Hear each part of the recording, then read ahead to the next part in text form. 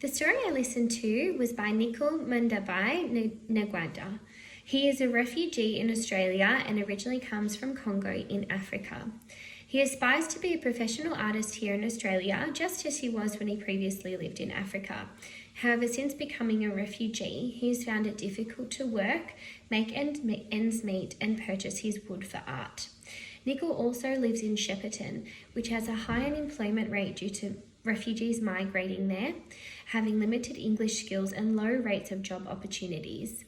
From hearing Nicol's story, it is evident that he has not been treated with social justice and equity, and he has not been given equal opportunities or assistance to create a sustainable life here in Australia.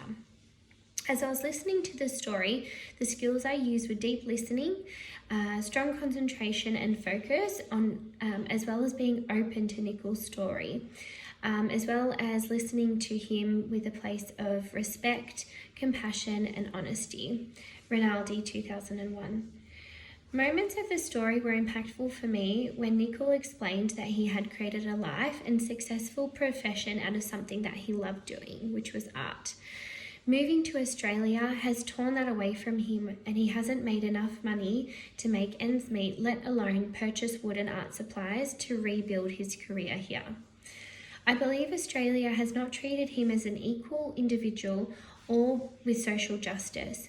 They have not provided him with enough support or access to wealth and resources to rebuild his life here. This resonates with me from personal experience, as my mother came to this country as an immigrant. She struggled financially, socially and emotionally until she met my father and was able to study for a career that she still works in to this day. Due to this, my mother has always wanted me to have a stable career and to study.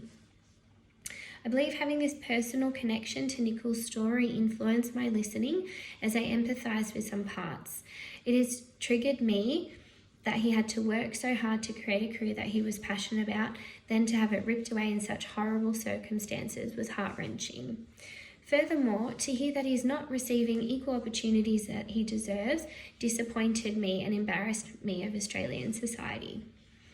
I feel that even though I was doing my best to practice deep listening and focus on what Nicol was saying, I found it hard not to relate his story back to my own personal experiences. I would try to refocus on what Nicol was saying. However, I noticed I had already missed parts of his story because my memories were flooded. And because of this, I had to try and interpret some parts of his story without getting the full information. In terms of implementing my listening skills in practice, I would describe my approach to this as open, respectful, honest, and still learning and developing. I have a unique style with regard to my listening in that I never cast judgment on another person and always listen to what they have to say completely before I respond, rather than assume what they might be telling me. Through the use of these listening skills, it ensures that I'm aligning with my beliefs about inclusion and equity. It also allows me to form strong relationships with children and make them feel heard and included. However, as Rinaldi 2001 mentions in her article, listening is always something that we should practice. I can get distracted when listening to others if I begin reflecting about my own personal experiences of the story, just like what happened with Nicol. This means I can miss important pieces of information and not engage fully in active listening. Furthermore, if I struggle to interpret what the other person is saying due to their accent, which is what happened in this case as well with Nicol's story, I might miss parts because I'm trying to interpret what they have said. This has also occurred to me before in a childcare setting, as a lot of children have different cultural backgrounds.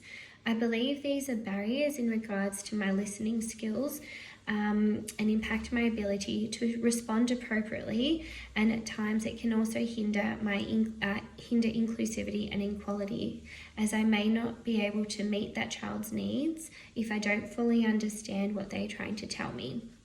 To resolve this problem, I can ask them to repeat what they have said, rather than trying to interpret it for myself.